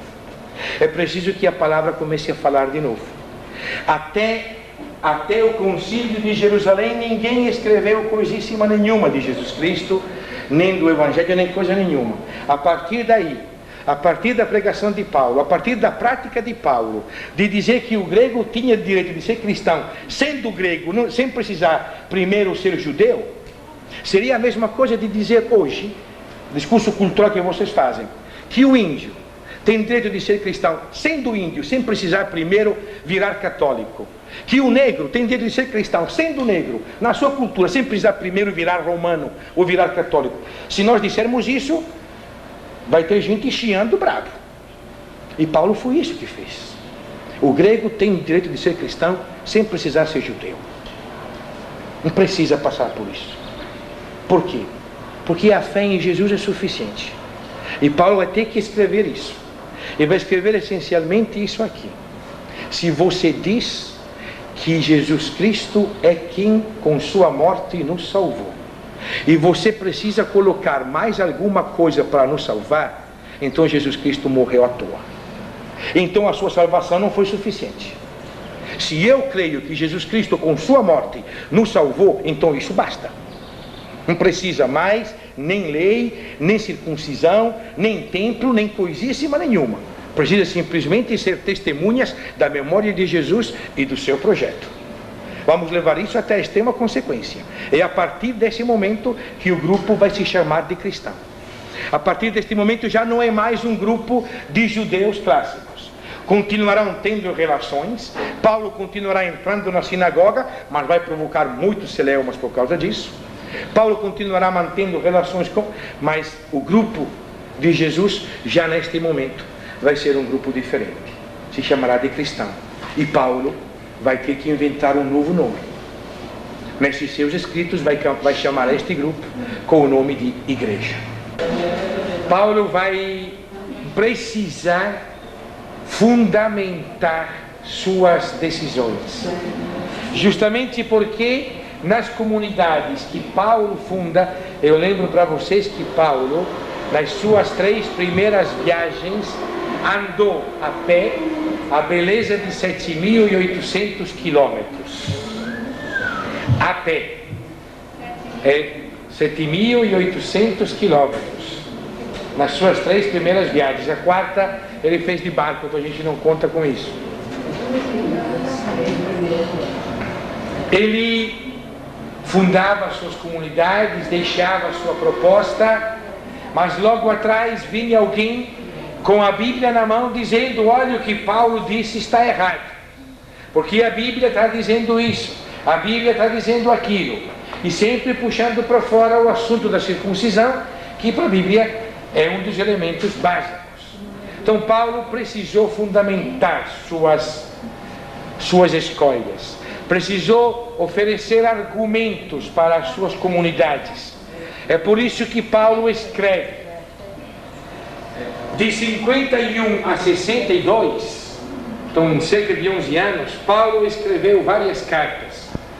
As que Paulo certamente escreveu são Romanos, Gálatas, 1ª e 2ª Coríntios, Filipenses, 1ª e 2ª Tessalonicenses e Filemon.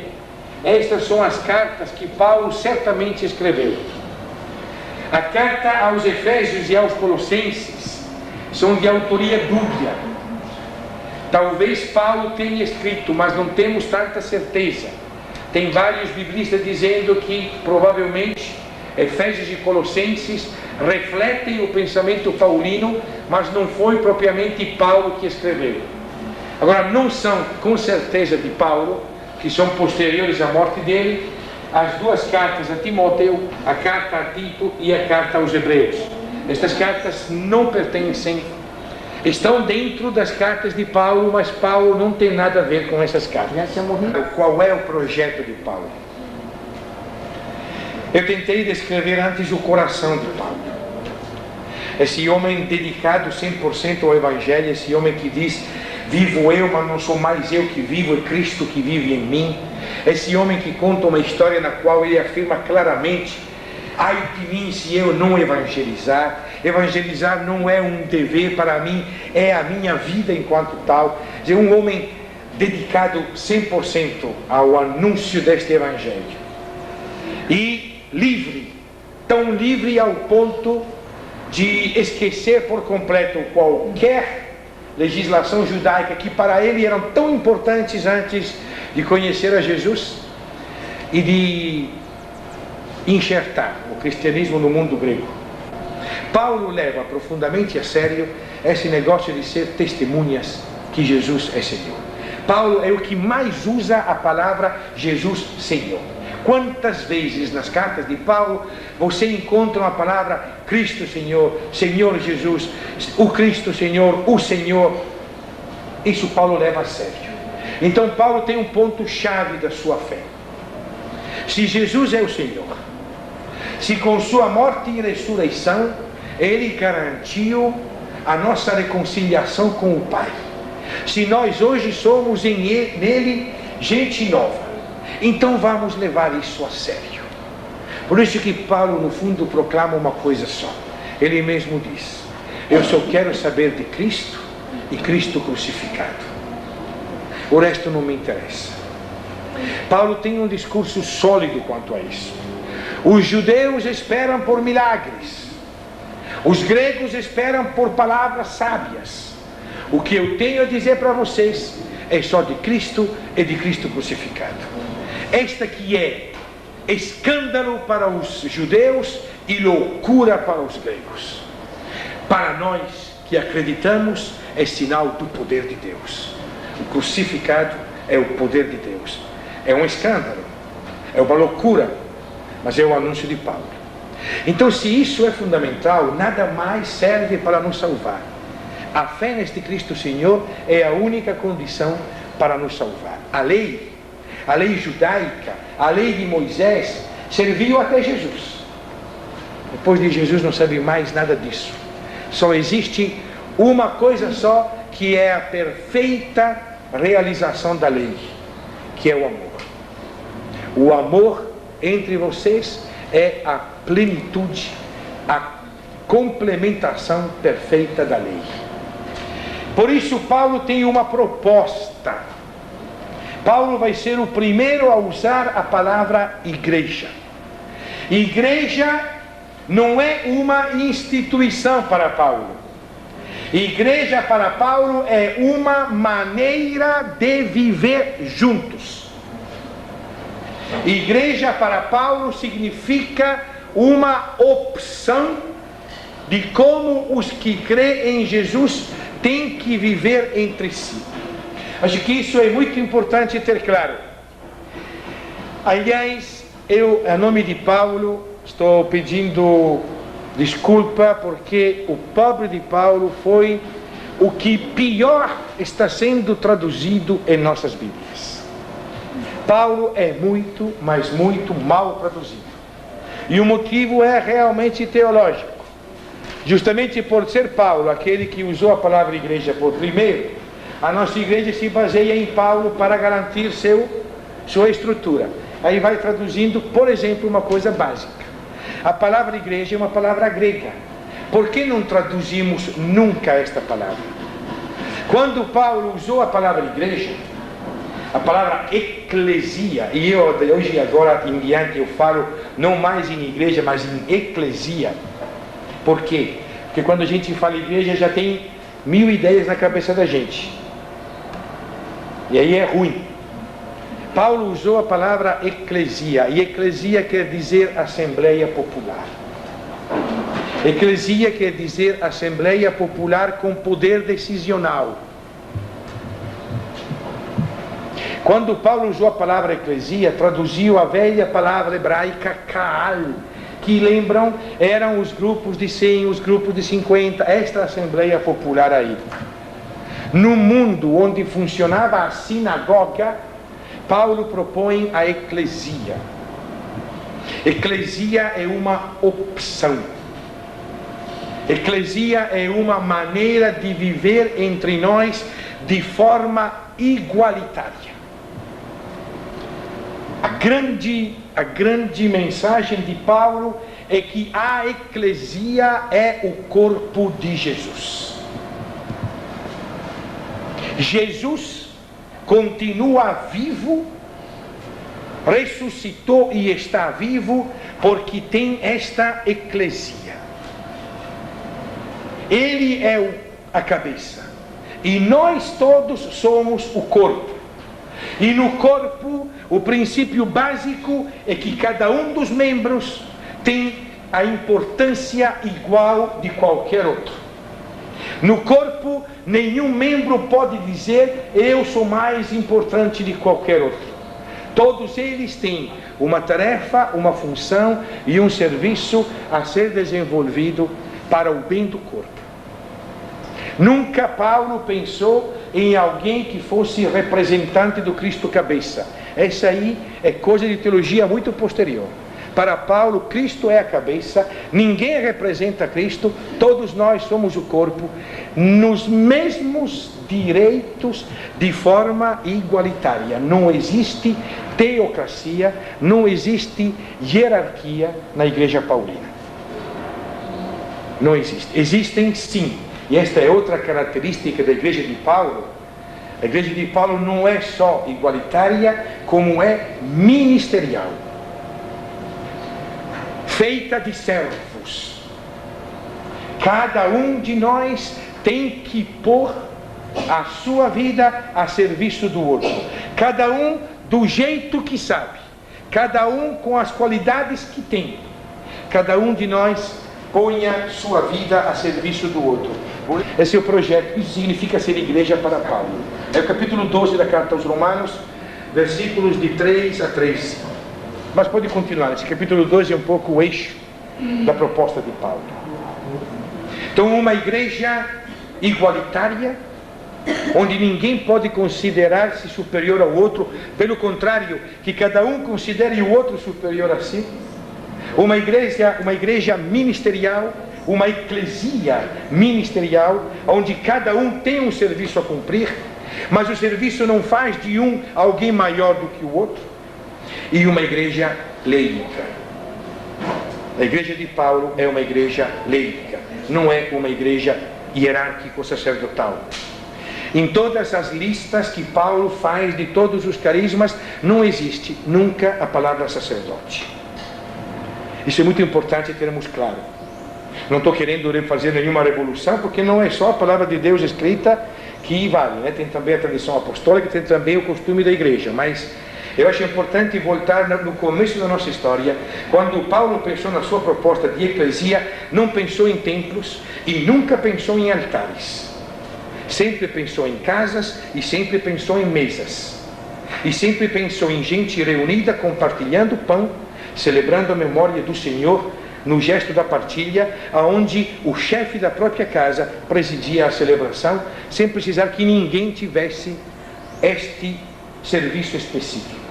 Não há mais sacrifícios, não há mais vítimas na celebração de Paulo, mas simplesmente um pão partido. Quando a gente lê a carta aos Coríntios, às vezes a gente fica difícil de entender. Como? Se eu der os meus bens aos pobres, mas não tiver amor, não vai. Se eu falasse a língua dos anjos, mas não tiver amor, de nada vale. Porque o amor, a gente às vezes faz confusão, porque para nós quem dá aos pobres tem amor. Mas o amor não é uma questão de sentimento. Para Paulo, a ágape é a proposta de Jesus. É a opção por viver do jeito que Jesus quer que nós vivamos. Não é algo individual. Amor é a opção por vivermos juntos. Desta forma, vivermos juntos como corpo de Jesus. Mas o que Paulo quer, o verdadeiro corpo de Cristo, atuando e continuando sua missão salvífica, é a eclesia. Isso é muito importante ter claro na cabeça. Por isso Paulo dirá claro que se você estiver comendo o corpo de Jesus na Eucaristia, sem discernir o que significa mesmo o corpo de Jesus, você está comendo sua própria condenação. E isso Paulo diz justamente quando está censurando os cristãos que estão celebrando a Eucaristia, mas não estão partilhando o pão. Justamente porque ele está sabendo que em Coríntios a turma se reúne para celebrar a ceia do Senhor, mas na hora de repartir a comida, quem tem mais come e quem tem menos sobra. Isso não pode acontecer, diz Paulo. Porque quando eu soube das coisas, eu sei que quando Cristo pegou o pão e disse tomai e comei, o projeto dele era a partilha do pão entre nós. Não era um rito, não era um gesto que acaba sendo um gesto mágico de eu comer o corpo de Jesus e não me importar com o corpo de Jesus, que é a eclesia. Esta é a proposta que Paulo lança em desafio ao Império Romano. Esta é a proposta que vai fazer balançar a base do Império Romano. Gente, Paulo em 62 será preso. Em 64 o imperador romano ordenará a primeira perseguição, na qual o próprio Paulo junto com Pedro serão assassinados. 64, lembra que Cristo morreu no ano 30. Foram suficientes 34 anos de trabalho. Se a gente for ver mais a partir de Paulo, que foi ele que começou a cutucar mais de perto o império com vara curta, desde o ano 46, 47. São pouco mais de 15 anos, 18 anos de trabalho de Paulo foi suficiente para o imperador romano se sentir incomodado com esse grupo que chamava de cristãos. E não pegaram metralhadoras, não fizeram revoluções, simplesmente por baixo, como o grupo lembrou, feito cupim, foram minando a estrutura, rompendo a ideologia imperial, colocando Jesus como o único Senhor e o projeto da sociedade igualitária como alternativa à pirâmide dominadora romana. Eu quero terminar a memória de Paulo lembrando o capítulo 28, se o meu computador funciona, é 28 dos Atos dos Apóstolos, que conta da última viagem de Paulo.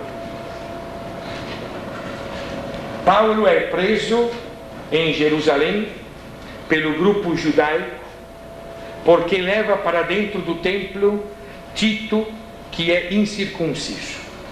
Paulo é um cara também provocador, tanto quanto Jesus. Ele leva para dentro do templo de Jerusalém um incircunciso. Por causa disso, Paulo vai ser preso. Os judeus querem condenar ele à morte. Esperam que o procurador Festo venha em Jerusalém para isso. Festo não quer se meter nessa questão toda, porque essa é uma questão de vocês judeus. Estou lá eu me lixando se o cara era circunciso ou incircunciso. Os judeus pressionam. Festo leva Paulo para Cesareia, onde estava a capital, a sede do procurador, discute com Paulo. Festo quer soltar Paulo. Paulo toma uma decisão. Diz: eu sou cidadão romano, diz Paulo. E era mesmo. Paulo pertencia a uma classe social bastante elevada, viu? Porque era cidadão romano desde o nascimento. Quer dizer que a família dele era de cidadãos romanos. E antigamente, para ser cidadão romano, ou você nascia romano mesmo, ou você comprava a cidadania a peso de ouro. Eu devia pagar 120 quilos de ouro para ser cidadão romano, conforme o teu peso. Então a família de Paulo, com certeza, é uma família bastante abastada, e Paulo largou tudo isso para o anúncio do Evangelho. Mas neste momento Paulo lembra que ele é cidadão romano, e como cidadão romano tem um direito, é de ser julgado em Roma, e é para lá que Paulo quer ir. Na sua ânsia apostólica, Paulo quer levar o Evangelho lá na casa do leão, e ele apela ao fato de ser cidadão romano e diz: eu exijo ser julgado em Roma. O Festo disse: mas eu estou te libertando, companheiro, não preciso te julgar não, eu estou te libertando. Não, eu quero ir em Roma, você me dá carona agora, você me leva para lá. E Paulo vai para Roma, e simbolicamente os Atos contam uma história muito linda. Um barco, um navio cargueiro, um navio carregado de sacas de trigo para o armazém imperial. Lembra que da Galileia levavam o trigo para Roma, e em cima deste navio que Paulo é levado para Roma, acorrentado, prisioneiro, num navio cargueiro cheio do trigo do imperador. A história conta depois que no meio de 1000 peripécias, uma grande tempestade, naufrágio violento, o navio perde todas as velas, fica à deriva, perdido no meio do mar Mediterrâneo, 14 dias. Já ninguém encontra mais esperança, parece que está destinado a afundar, quando no primeiro dia da semana, aqui há a simbologia, né? O primeiro dia da semana é o domingo, né, para os cristãos. No primeiro dia da semana, Paulo convoca toda a tripulação. Improvisamente aparecem lá 276, perfeito. Se você faz sua conta em bico de lápis, 276 é exatamente 12 vezes 23. Isso não é brincadeira. Hebreu trabalhava muito com número. 12 vezes 12 é 144. 12 vezes 24 é 288. Menos 12, 276. 12 vezes 23. É o antigo povo, 12. É o novo povo, 24. Só falta uma dúzia para ser completo, que é Roma, onde ele está chegando. Só falta essa dúzia para estar completo. Improvisamente esse barco está cheio de gente. E o que Paulo faz é partir o pão, dar de comer para todos eles, e não perguntou se era batizado ou se não era batizado, deu de comer para todos que estavam lá, e depois disso eles pegam as sacas de trigo do imperador e jogam para o mar. E o navio chega na terra, e o pessoal se salva. A página é tão bem simbólica. O pão partilhado, projeto de Paulo, e o navio o trigo do imperador para o mar. Isso vai permitir ao barco de chegar. Eu não sei bem o que aconteceu, porque eu não estava lá para ver, mas quando Lucas conta essa história, conta, esse é o coração com que Paulo chega em Roma, com esse projeto novo do pão partilhado, da celebração do primeiro dia da semana, para que a vida chegue para nós. O trigo do imperador, fonte de opressão, isso vai ficar no mar. O trigo do imperador não vai chegar no armazém, não. Quem vai chegar lá será Paulo, que vai anunciar o Evangelho, diz os Atos, com toda a liberdade, até o ano 64. Por 2 anos com liberdade, porque no processo ele será absolvido. Aliás, o primeiro esboço do livro dos Atos dos Apóstolos foi escrito por Lucas para defender Paulo no processo em Roma. Primeiro contando a história de Paulo, mostrando que ele não tinha nada a se preocupar com o Império Romano, mas na verdade fica lá o trigo do imperador no mar e a turma do navio comendo o pão partido. Teria um pontinho a mais, que é a questão da vida concreta. Paulo tem um olhar muito grande na vida universal, ele tem uma visão universal muito grande, mas no concreto, no dia a dia, Paulo nem sempre sabe aterrizar facilmente. Paulo é um doutor, mas tem limites por causa disso. Paulo é filho de gente rica, também isso é um limite, apesar dele ter largado tudo. Paulo não teve mulher, não dava tempo de segurar a mulher nessa vida louca dele. Isso também é um limite. Então, na hora que Paulo tenta aterrizar no concreto da vida cotidiana, nem sempre aterriza muito bem.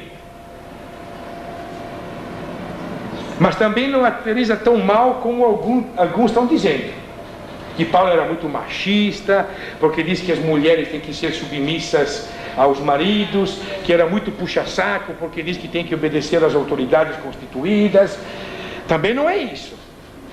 Eu queria só dar uma chave de leitura para esses textos que parecem complicados de Paulo. Paulo não tem nada, mais nada mesmo do machão judeu, não.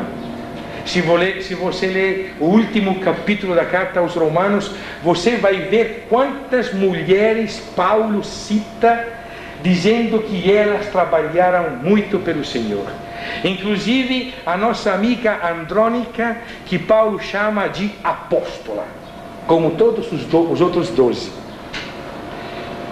Paulo dá muito espaço às mulheres nas suas cartas. Na vida eclesial, não, mas Paulo manda as mulheres ficar caladas. Vamos devagar, vamos entender bem o texto. Paulo nunca disse que as mulheres têm que ficar caladas na eclesia. A mulher tem que profetizar, isso ela tem direito. Agora, o que a mulher não pode fazer na eclesia é falar em línguas, porque Paulo não suporta esse negócio de falar em línguas, que era um troço, mas sei lá, esse era um troço de Corinto, que se costumava fazer em Corinto, e pessoal que começava a falar blá blá blá blá blá blá blá, e dizia que falava em línguas e sei lá o que era. Carismáticos vão por aí, alguns, né? Não todos, alguns vão por aí. Paulo não suporta isso. Ele não quer proibir, porque Paulo não é um mandão assim de proibir. Só que ele dá umas regras fundamentais. Ele diz primeiro uma coisa básica: você quer falar em língua? Então fale, é isso, Paulo é realmente irônico, fale um de cada vez. Você já viu falar em língua um de cada vez? Não. Fale um de cada vez. No máximo falem 2 ou 3 durante a reunião. E só fale se tiver alguém que interprete a língua. Se tiver um profeta para interpretar, porque falar em língua sem entender não serve para a comunidade. E para evitar confusão, mulher nunca fala em línguas, porque eram que mais eram vítimas destas sugestões de cultos populares, que a mulher falava em língua encarnada. Então, mulher não fala. Pode até falar um homem, mas um de cada vez. Quer dizer que ninguém fala. Eu quero ver falar em língua um de cada vez. E só fale se tiver um intérprete para clarear para a comunidade.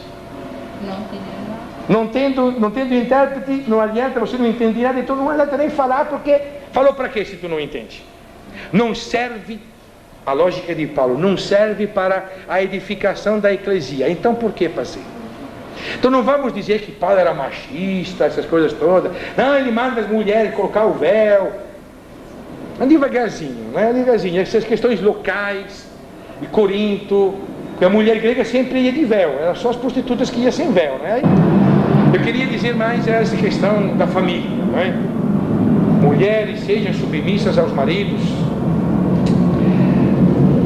Primeiro, a palavra submissa é muito mal traduzida, porque a palavra traduzir em grego tem a palavra sintaxis, é uma forma de correlação, mas não necessariamente de ser submissos. Estudar sintaxis. O que é sintaxe? Sintaxe é a relação das frases entre si. Quer dizer, as duas têm que estar, marido e mulher têm que estar ligados. Agora, esse estar ligado não significa ligado por baixo. Isso já é tradução de alguns tradutores, a palavra submissa. Esteja ligada, claro, em uma posição de subordinação, isso é verdade.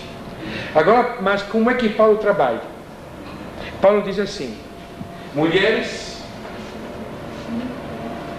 sejam, vamos ficar com a palavra mesmo usada, sejam submissas a seus maridos. Mas se a gente crê no Senhor, que tipo de submissão é esta que convém no Senhor? E aí vem a conclusão. E a conclusão é o evangelho que Paulo quer anunciar. A novidade que a comunidade precisa incorporar. Porque se todas as comunidades dizem que a mulher tem que ser submissa aos maridos, em nome do Senhor tem que reverter o processo. E a qual vai ter que aprender que os maridos têm que amar as mulheres e ser capazes de dar a vida para elas.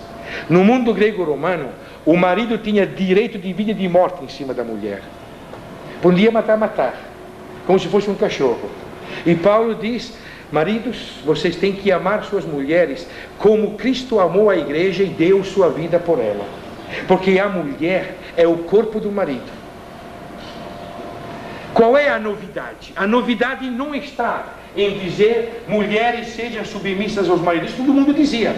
A novidade está em colocar entre o marido e a mulher o Senhor. Se o marido e a mulher acreditam no Senhor, se o marido e a mulher são cristãos, então a relação não é a relação de dominação típica do mundo grego, mas é a relação de liberdade dos maridos que são capazes de amar e dar a vida pelas mulheres.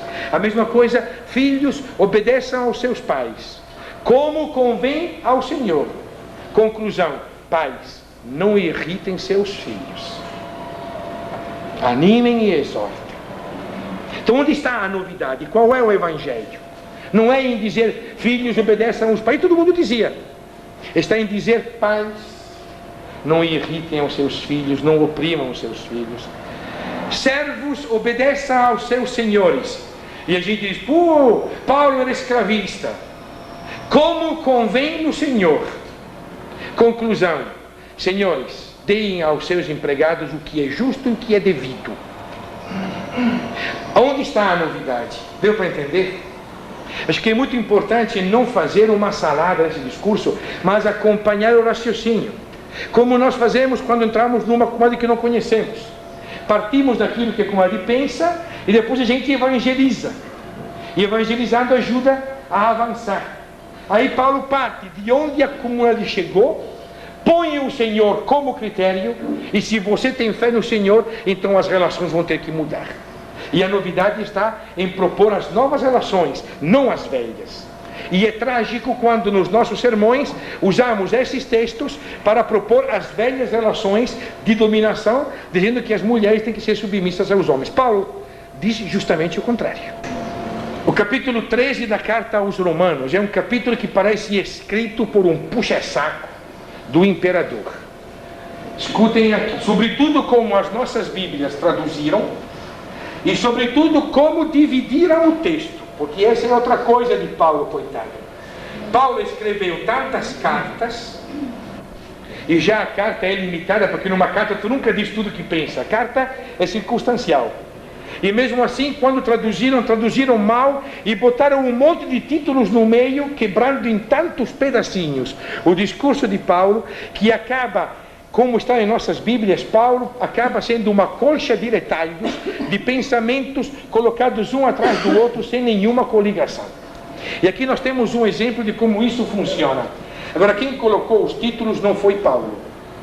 Quem dividiu a Bíblia não foi Paulo. Paulo escreveu uma carta só. Vamos pegar o capítulo 3, vamos pegar o versículo 7 e ler em seguida o versículo 8. Versículo 7. Dai a cada um o que lhe é devido. O imposto a quem é devido. A taxa a quem é devida. Olha a palavra dever como está aí, né? A reverência a quem é devida. A honra a quem é devida. Não devais nada a ninguém, a não ser o amor recíproco. Porque esta é a lei. Qual é a mensagem de Paulo? Que temos que dar tudo o que é devido ou que não devemos nada a ninguém? A gente separou o texto. A gente não. O tradutor separou o texto. E aí colocou no primeiro texto o título: submissão à autoridade civil. Primeiro não se fala de civil aqui, pode ser muito bem a religiosa. E o segundo texto colocou o amor, síntese da lei. Como se fossem dois argumentos diferentes. Não, Paulo está respondendo com um ao outro. Em cima da palavra dever. O que é que você deve? Para o mundo romano, você deve imposto, você deve taxas, você deve honra, você deve glória. Para Jesus Cristo, você não deve nada a ninguém, a não ser o amor, porque o amor é o cumprimento da lei. E se há amor, lembra agape? Amor significa opção pela eclesia. Se há amor, não há imposição, não há dominação, não há autoridades mandando, porque a proposta é a sociedade igualitária. Então o pobre do Paulo sofreu muito, mas sofreu muito na mão dos tradutores, na mão dos comentaristas, na mão daqueles que acham importante continuar dizendo hoje que você vai ter que obedecer às autoridades, você vai ter que respeitar as autoridades e, sobretudo, que você vai ter que pagar os impostos, sejam eles as taxas do governo ou o dízimo para o padre. Aí então Paulo disse que tem que pagar. Pobre do Paulo. A mensagem central é: vocês não devem nada a ninguém. O que significa dizer não devem nada a ninguém no mundo grego-romano e no mundo judaico, onde todos deviam tudo? Devia o tributo, devia o público, devia o dízimo, deviam as taxas, sacrifício pelo pecado. Dizer vocês não devem nada a ninguém. Existe maior liberdade que isso? Uma coisa eu lhe sugiro desde já: toda vez que vocês lerem as cartas de Paulo e encontrarem a palavra igreja, coloquem a tradução dela, que é a Assembleia Popular. E só lendo assim você vai ver como muda Paulo. Só de lendo a tradução da palavra igreja.